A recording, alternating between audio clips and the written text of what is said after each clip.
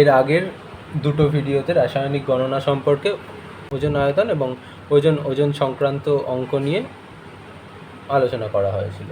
এরপরে আজকের ভিডিওতে আয়তন সংক্রান্ত অঙ্ক এছাড়াও ওজন সংক্রান্ত কিছু জটিল অঙ্ক সম্বন্ধে আলোচনা করা হবে। হ্যাঁ, আয়তন সংক্রান্ত অঙ্কতে একটা কিছুর আয়তন বলে দেওয়া থাকে আর একটা কিছুর আয়তন বের করতে হয়। তো এখানে জিজ্ঞাসা করেছে 67.2 লিটার হাইড্রোজেন থেকে কত লিটার NH3 বা অ্যামোনিয়া তৈরি হবে। তো আগে বিক্রিয়াটা লিখতে হবে। হাইড্রোজেনের সাথে নাইট্রোজেনের বিক্রিয়া ঘটলে তবেই অ্যামোনিয়া গ্যাস তৈরি হয়। তো বিক্রিয়ার যদি ব্যালেন্স করতে হয় তাহলে এখানে 3 বসালাম, 3 দুগুণে 6টা হাইড্রোজেন হলো। এইদিকেও 2 বসালাম, তাতে 3 দুগুণে 6টা হাইড্রোজেন হলো। নাইট্রোজেন এদিকে 2টো রয়েছে, এদিকেও নাইট্রোজেন 2টো রয়েছে, তাহলে বিক্রিয়াটা হলো 3H2, তার মানে 3 মোল হাইড্রোজেন লেগেছে। এক মোল হাইড্রোজেনের আয়তন STPতে 22.4 লিটার হবে, কারণ যে কোনো গ্যাসের আয়তন STPতে 22.4 লিটার হয়। তাহলে 22.4 গুণ 3, তার মানে 67.2 লিটার হচ্ছে 3 মোল হাইড্রোজেনের আয়তন হবে।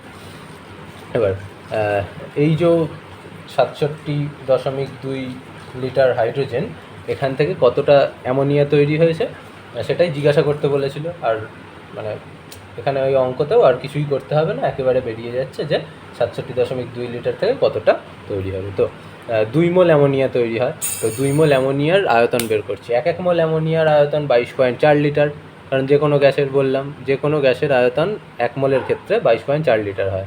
তো তাহলে 22.4 গুণ 2, যেহেতু 2 মোল তাই জন্য বেরোলো কত, 44.8। তাহলে 67.2 লিটার হাইড্রোজেন থেকে 44.8 লিটার NH3 তৈরি হবে। আয়তন সংক্রান্ত অঙ্ক বইয়ে একটাও দেওয়া নেই, মানে যেহেতু হয় তাই একটা দেখিয়ে দিলাম, আর দেখানোর দরকার নেই। এবার কিছু জটিল অঙ্ক সম্বন্ধে আলোচনা করব। এর পরের অঙ্ক বলেছে খোলা পাত্রে 5 গ্রাম ক্যালসিয়াম কার্বনেট নিয়ে উত্তপ্ত করলে শতকরা কত পরিমাণ ভরের পরিবর্তন হবে। হ্যাঁ, তো এখানে বিক্রিয়াটা আগে লিখছি যে ক্যালসিয়াম কার্বনেট থেকে তৈরি হয় ক্যালসিয়াম অক্সাইড আর কার্বন ডাই অক্সাইড। ব্যালেন্স করাই রয়েছে, ব্যালেন্স করার কোনো দরকার নেই। তো সেক্ষেত্রে 1 মোল CaCO3 লেগেছে এবং 1 মোল কার্বন ডাই অক্সাইড তৈরি হয়েছে।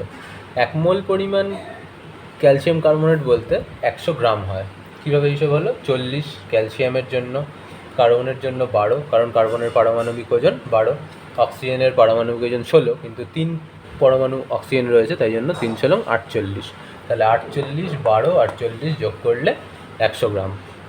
তাহলে 100 গ্রাম বলতে 1 মোল। এবার কার্বন ডাই অক্সাইড 1 মোল তৈরি হয়েছে। কার্বন ডাই অক্সাইডের বেলায় কার্বনের জন্য 12, অক্সিজেন 2খানা, তাই জন্য 16 দুগুণে 32, তাহলে 32 আর 12তে 44 গ্রাম কার্বন ডাই অক্সাইড তৈরি হয়েছে। এবার 100 গ্রাম ক্যালসিয়াম কার্বনেট থেকে কার্বন ডাই অক্সাইড তৈরি হয় 44 গ্রাম, তাহলে 1 গ্রাম ক্যালসিয়াম কার্বনেট থেকে কার্বন ডাই অক্সাইড কতটা তৈরি হবে, উপরে 44 নিচে 100, এত গ্রাম। আর 5 গ্রামের কথা এখানে বলেছে, এই যে খোলা পাত্রে 5 গ্রাম CaCO3 নিয়ে উত্তপ্ত করা হয়েছিল, তাহলে 5 গ্রাম CaCO3 থেকে তৈরি হবে 44 গুণ 5 ভাগ 100। এবার 5 দিয়ে 100কে কাটা হলো 20, তারপরে 44-এর নিচে 20 ছিল, 4 দিয়ে কাটলে এটা হয়ে যায় 5, 4 দিয়ে কাটলে এটা হয়ে যায় 11, 11/5 মানে 2.2 গ্রাম। তাহলে দেখা গেল যে কার্বন ডাই অক্সাইড উৎপন্ন হচ্ছে 2.2 গ্রাম। আচ্ছা, এই যে জিনিসটা ছিল সেটা সলিড, মানে কঠিন পদার্থ, এটাও কঠিন পদার্থ, এইটা ছিল গ্যাস। তাহলে খোলা পাত্রে রাখলে এই গ্যাস বাষ্পীভূত হবে বা মানে কী বলবো, বাতাসে মিশে যাবে। তো আমরা কি জানি যে যে কোনো বিক্রিয়ার আগে বিক্রিয়কগুলোর ভরের যে যোগফল, বা যদি একটা বিক্রিয়ক থাকে, যেমন এই বিক্রিয়ার ক্ষেত্রে বিক্রিয়কের যে ভর বিক্রিয়ার পরে বিক্রিয়াজাত পদার্থগুলোর ভরের যোগফলের সমান হয়। তাহলে বিক্রিয়ার আগে যেটা 100 গ্রাম ছিল, বিক্রিয়ার পরেও 100 গ্রাম হওয়া উচিত ছিল, কিন্তু এখানে 5 গ্রাম CaCO3 বিক্রিয়া করে কার্বন ডাই অক্সাইড উৎপন্ন করেছিল 2.2 গ্রাম। যেই কার্বন ডাই অক্সাইড কী হবে, উবে যাবে, মানে বাষ্পীভূত হয়ে যাবে বা বাতাসে মিশে যাবে, যার ফলে সেই ভরটা আমি ওই পাত্রে পাবো না। খোলা পাত্র ছিল, সেখানে শুধু ক্যালসিয়াম অক্সাইড পড়ে থাকতে দেখা যাবে। তো তাহলে এই যে ভরটা কমে গেল, সেই ভরটার পরিবর্তনটা বের করতে বলেছে, যে শতকরা কত পরিমাণ ভরের পরিবর্তন হলো। এবার ভর কমে গিয়েছে 2.2, কতর থেকে কমেছে, ছিল কত, 5 গ্রাম, তাই জন্য নিচে 5, আর শতকরা তাই জন্য 100 গুণ, তো বেরোলো 44% কমে যাবে ভর। এবারে একটা অঙ্ক করাবো, তার আগে দ্রবণের শতকরা মাত্রা জিনিসটা জানতে হবে। ক্লাস 9-এ পড়েছি দ্রবণের শতকরা মাত্রা মানে দ্রবণের যে ভরটা তাকে ভাগ করতে হয় দ্রবণের মানে 100 ml কতটা ভর রয়েছে সেটা দিয়ে বের করা হয় দ্রবণের শতকরা মাত্রা কত। তাহলে ধরা যাক এরকম যে কোনো একটা দ্রবণের আয়তন ছিল 1 লিটার, আর দ্রবণটার মানে ওই 1 লিটারে দ্রবণটার অংশ কতটা ছিল, ধরা যাক 500 গ্রাম, ঠিক আছে। তাহলে 1 লিটারে যদি 500 গ্রাম থাকে, 1 লিটার বলতেই 1000 মিলিলিটার, তাহলে 1000 মিলিলিটারে রয়েছে 500 গ্রাম। 1000 মিলিলিটারে 500 গ্রাম মানে 1 মিলিলিটারে 500কে 1000 দিয়ে ভাগ এত গ্রাম, আর 100 ml তাহলে কত।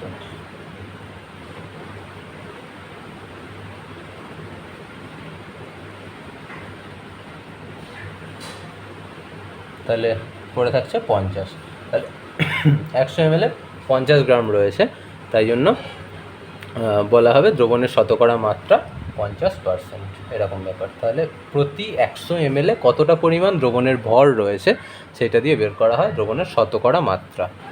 তাহলে গাণিতিক রূপ কী হবে, দ্রবণের ভরকে যদি ভাগ করা হয় দ্রবণের 100 ml আয়তন দিয়ে, ঠিক আছে, মানে প্রতি 100 ml কতটা পরিমাণ দ্রবণের ভর রয়েছে মানে কত গ্রাম সেটা। এরপরের অঙ্ক বলেছে 10 গ্রাম MgCO3 মানে ম্যাগনেসিয়াম কার্বনেট এবং 200 ml HCl দ্রবণের মধ্যে বিক্রিয়া হয়েছে, তাতে 1.6 গ্রাম MgCO3 মানে ম্যাগনেসিয়াম কার্বনেট অবশিষ্ট ছিল। তাহলে HCl দ্রবণের গাঢ়ত্বের শতকরা মাত্রা কত। তাহলে এখানে পুরো MgCO3 খরচ হয়নি, এই 1.6 গ্রাম পড়েছিল। তাহলে MgCO3 লেগেছে কতটা, 10 গ্রাম প্রথমে দেওয়া হয়েছিল, পড়েছিল এতটা, তাহলে 10 বিয়োগ 1.6 তাহলে হলো 8.4 গ্রাম, এত গ্রাম MgCO3 লেগেছে। এবার যদি বিক্রিয়াটা লিখি, MgCO3-র সাথে HCl এর বিক্রিয়া হলে ক্লোরাইড CO3-কে প্রতিস্থাপিত করে, যার ফলে MgCl2 তৈরি হয় এবং কার্বন ডাইঅক্সাইড আর জল তৈরি হয়। এবার এখানে ব্যালেন্স যদি করা হয়, দেখা যাচ্ছে ক্লোরিন এদিকে দুটো, এদিকে ক্লোরিন, HCl এর আগে 2 লেখার আগে অবধি 1 ছিল, তাই জন্য 2 বসানো হলো। যেই 2 বসানো হলো হাইড্রোজেন দুটো হয়ে গেল, ওদিকেও জলের হাইড্রোজেন দুটো রয়েছে। আচ্ছা, কার্বনেটের এখানে কার্বন একটা, এই যে কার্বন, অক্সিজেন 3টে ছিল, এখানে 2টো অক্সিজেন, এখানে একটা অক্সিজেন, 3টে, তাহলে সব কিছু মিলেছে, বিক্রিয়ার ব্যালেন্স হয়েছে। ব্যালেন্স থেকে বুঝতে পারছি 1 মোল MgCO3 আর 2 মোল HCl বিক্রিয়া অংশগ্রহণ করেছিল। তাহলে 1 মোল মানে 84 গ্রাম হচ্ছে। কেন, Mg বলতে মানে ম্যাগনেসিয়ামের পারমাণবিক ভর বা পারমাণবিক ওজন হচ্ছে যে 24, কার্বনের 12, 24 আর 12তে হলো 36, অক্সিজেনের 16 গুণ 3 48, তাহলে সব মিলিয়ে 84 গ্রাম।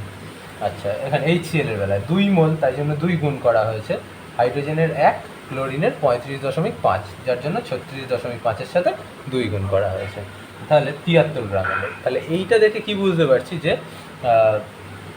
84 গ্রাম যে MgCO3, 1 মিনিট, হ্যাঁ একটু ভুল হয়েছিল, 84 গ্রাম MgCO3 এর সাথে 73 গ্রাম HCl বিক্রিয়া করে, এটা বুঝতে পেরেছি। তারপর তাহলে 1 গ্রাম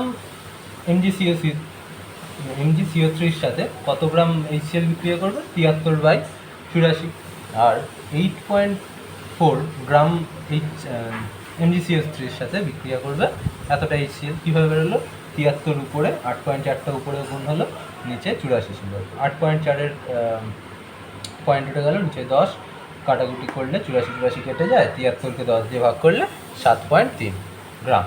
তাহলে কি পেলাম যে 84 গ্রাম যদি MgCO3 লাগতো বিক্রিয়াতে, তাহলে 73 গ্রাম HCl লাগে। তাহলে একইভাবে 8.4 গ্রাম যদি MgCO3 লাগতো, 7.3 গ্রাম HCl লাগবে। এবার এখানে প্রথমেই অঙ্কতেই বলে দিয়েছে যে 200 ml HCl নেওয়া হয়েছিল। তাহলে 200 ml HCl বলতে আমাদের এই 7.3 গ্রাম HCl, তাহলে 200 গ্রাম HCl সমান 7.3 গ্রাম HCl। তাহলে 1 ml বলতে কত, 7.3কে 200 দিয়ে ভাগ, আর 100 ml HCl বলতে কত, 7.3 গুণ 100, নিচে 200, কাটাকুটি করলে 7.3কে 2 দিয়ে ভাগ, তারপরে 3.65 গ্রাম বেরোলো। তো আমরা একটু আগে কি শিখলাম যে শতকরা মাত্রা মানে 100 ml এ যত পরিমাণ ভর থাকে। তো এখানে দেখা যাচ্ছে 100 ml HCl এর ভর কত, 3.65, তার মানে দ্রবণের শতকরা মাত্রা 3.65%।